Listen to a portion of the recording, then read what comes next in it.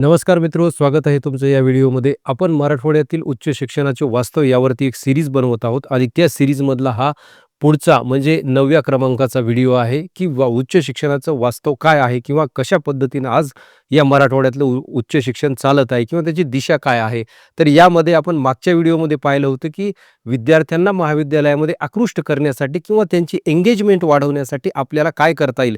त्यामध्ये आपण वेगवेगळे उपक्रम पाहिले होते. त्या अनेक उपक्रमांपैकी बरेचसे उपक्रम ऑलरेडी कॉलेजेसमध्ये किंवा महाविद्यालयामध्ये चालू असतात, परंतु त्यांना यश येत नाही. याचं कारण असं आहे की शिक्षक किंवा तिथले जे सगळे स्टेक होल्डर्स आहेत त्यांनी जबाबदारीनं त्या सर्व उपक्रमांमध्ये काम करणं आवश्यक आहे आणि त्याच वेळी या ठिकाणी आपल्याला त्यामध्ये यश येणार आहे.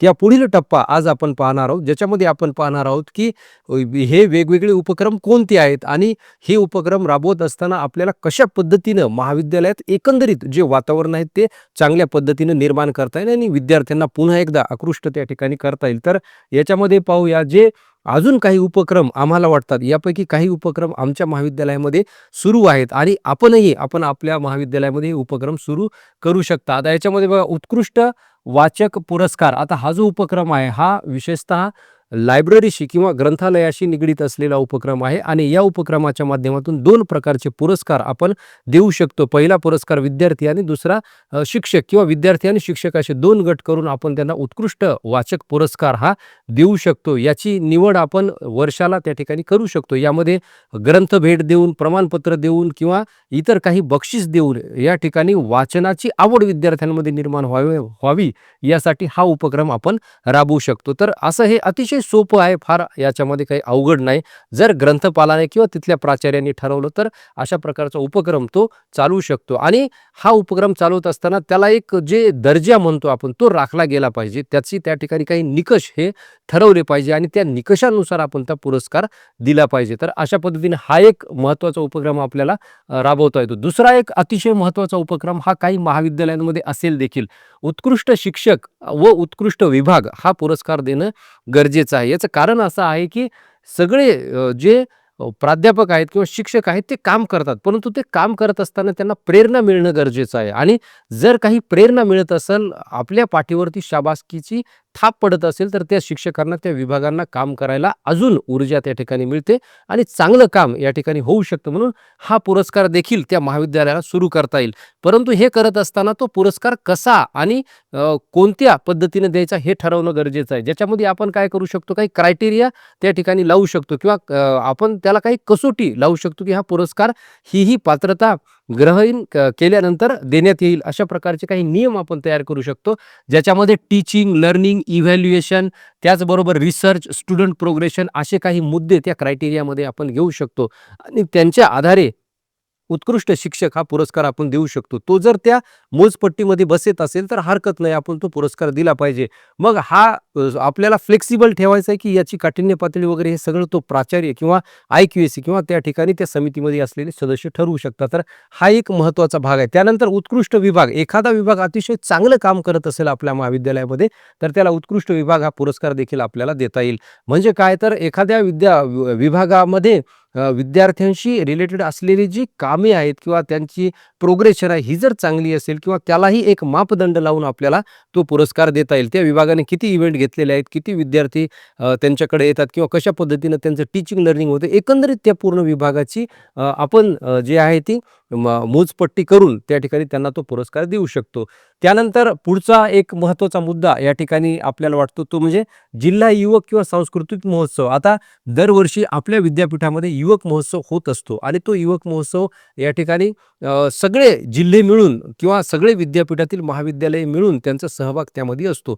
तर अशा ऐवजी आपल्याला अजून जर विद्यार्थी एंगेजमेंट वाढवायची असेल तर आपल्याला जिल्हा स्तरावरती युवक महोत्सव किंवा त्याची एक रंगीत तालीम म्हणून किंवा एक पहिली स्टेज म्हणून हा जिल्हा युवक महोत्सव किंवा सांस्कृतिक महोत्सव सुरू करता येतो. म्हणजे एखाद्या जिल्ह्याच्या ठिकाणी हा युवक महोत्सव घेऊन इतर जे महाविद्यालय त्या सगळ्या महाविद्यालयांनी ते मॅन्डेटरी करायचं. कारण आपण आज असं पाहतो की युवक महोत्सवामध्ये सगळी महाविद्यालय येत नाहीत. म्हणजे आपल्या विद्यापीठाच्या कार्यकक्षेमध्ये जितके महाविद्यालय सगळेच त्यामध्ये येत नाहीत. म्हणून आपल्याला जर हा जिल्ह्याच्या ठिकाणी घेता आला तर आपण त्यामध्ये सगळ्या महाविद्यालयांना सहभागी करून घेऊ शकतो आणि याच्यामुळं काय होईल, ते सांस्कृतिक जो विभाग आहे त्याचंही काम या ठिकाणी सुरळीतपणे चालेल आणि ते या ठिकाणी एंगेजमेंट जी आहे ती वाढेल. कारण याच्यामध्ये विद्यार्थ्यांना 2 क्रेडिट आपण दिलेले आहेत आणि म्हणून त्यांचं योग्य मूल्यमापन व्हावं, त्यांना योग्य न्याय मिळावा, म्हणून अशा प्रकारचा एक युवक महोत्सव आपल्याला सुरू करता येईल आणि त्यामुळं काय होईल, त्यांची एक सराव होईल आणि पुढे ते मुख्य युवक महोत्सवासाठी सगळे विद्यार्थी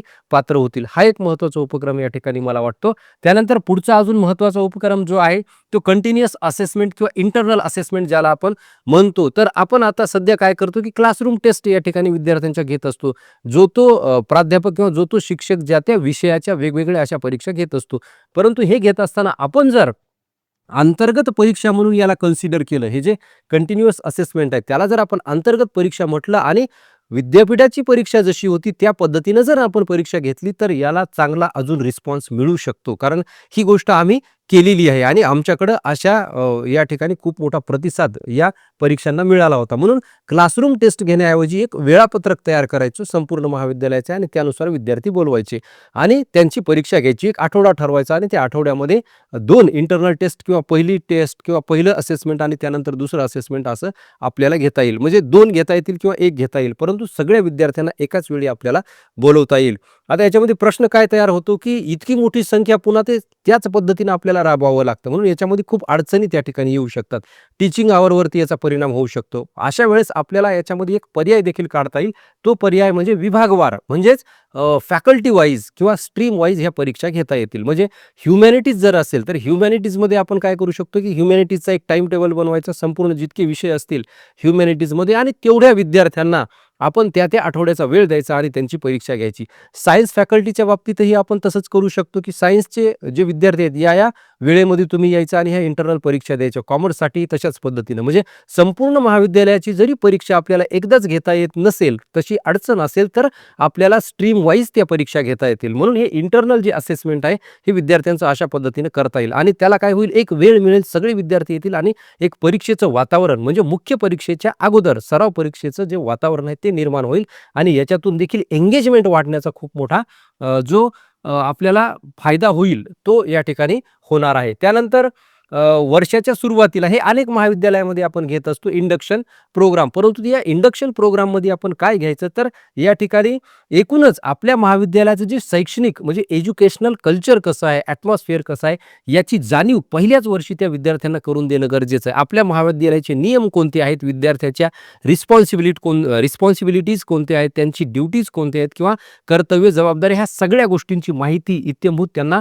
या पहिल्या प्रोग्राममध्ये जर दिली तर पुढं सेन्सिटायझेशन त्यांचं किंवा अवेअरनेस वाढवण्याचं जे काम आहे ते अगदी सुरळीत होईल आणि महाविद्यालयाचे एक इको सिस्टम जे आहे हे त्या विद्यार्थ्यांच्या लक्षात येईल आणि त्यामुळे काय होईल, एंगेजमेंट वाढण्यास मदत होईल. त्यानंतर त्यांना आपण सांगितलं पाहिजे, जे फर्स्ट इयरला विद्यार्थी येतात त्या विद्यार्थ्यांना आपण सांगितलं पाहिजे, की तुमच्या डिग्रीचं स्वरूप काय आहे, तुम्हाला काय शिकायचं आहे, किती क्रेडिटची डिग्री आहे, किती क्रेडिट्स तुम्हाला घ्यायचे आहेत, एका सेमिस्टरमध्ये किती विषय आहेत, हे सगळं जर त्यांना सुरुवातीलाच आपण सांगितलं तर याचा एक मोठा फायदा त्या विद्यार्थ्यांना होऊ शकतो आणि एक मोठं चित्र त्यांच्या पदवीचं त्यांच्या समोर निर्माण होऊ शकतं आणि त्यातून त्यांची गोडी देखील निर्माण होऊ शकते. म्हणजे नेमकं या ठिकाणी असं पीसेसमध्ये त्यांना सांगण्यापेक्षा किंवा तुकड्यांमध्ये सांगण्यापेक्षा एकसंध डिग्री जर त्यांच्यासमोर ठेवली तर त्यांना याचा निश्चितच या ठिकाणी फायदा होईल आणि इतरही गोष्टी आपल्याला आपल्या महाविद्यालयाबद्दल जर त्यांना काही सांगायचे असतील तर ते आपण या कार्यक्रमामध्ये सांगू शकतो. अनेक महाविद्यालयामध्ये हा कार्यक्रम होतो, परंतु त्यामध्ये काय घ्यायचं हे देखील आपण ठरवलं पाहिजे. त्यानंतर अजून एक महत्त्वाची गोष्ट, तरुणांना आज आपण पाहतो की ते खूप मोठ्या प्रमाणात मोबाईलमध्ये एंगेज आहेत. म्हणून त्यांच्यासाठी काही आपण महाविद्यालयात जे इव्हेंट घेतो, जे कार्यक्रम घेतो, अशा वेळी एखादं सेल्फी स्टँड आपण तयार केलं पाहिजे आणि त्या सेल्फी स्टँडमध्ये विद्यार्थ्यांना फोटो घेण्यासाठी आपण प्रोत्साहन दिलं पाहिजे आणि ते फोटो आपल्या महाविद्यालयाचं जे सोशल मीडिया हँडल्स असतील, फेसबुक असेल, यूट्यूब असेल, इंस्टाग्राम असेल किंवा वेगवेगळे अजून असतील, यावरती आपण ते अपलोड केली पाहिजे. यामुळं काय होईल, विद्यार्थ्यांमध्ये की ते स्वतः सोशल मीडियावर आहेत आणि त्याचा फायदा मोठ्या प्रमाणात या ठिकाणी या सगळ्या इकोसिस्टमला होण्यास मदत होईल. एरवी विद्यार्थी जे आहेत ते खूप मोठ्या प्रमाणात मोबाईलमध्ये बिझी आहेत आणि त्यांना वाईट वळण लागण्याची शक्यता आहे. म्हणून त्यांना परत जाग्यावर आणण्यासाठी आपल्याला आपलं महाविद्यालय जर सोशल मीडियावरती आणता आलं तर ते फार चांगलं होणार आहे. म्हणजे आपल्याकडं आपल्या महाविद्यालयाचं एखादं फेसबुक पेज आपण तयार केलं पाहिजे आणि त्या फेसबुक पेजवरती ह्या सगळ्या आपले जे कार्यक्रम होतात त्यांचे फोटो किंवा